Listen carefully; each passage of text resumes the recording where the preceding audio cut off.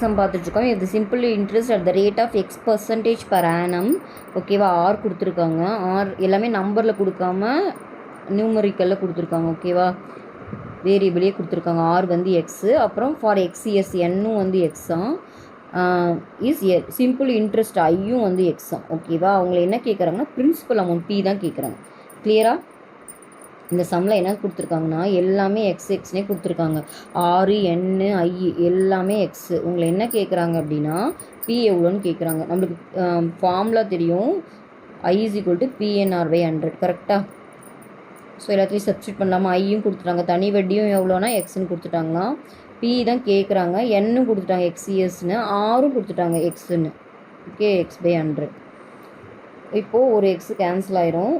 எனக்கு பி தான் வேணும். அப்போ இது இந்த சைடு வந்துச்சுன்னா 100, இந்த எக்ஸு கீழே வந்துடும். அப்போது 100/x. இப்போ பி எவ்வளோ?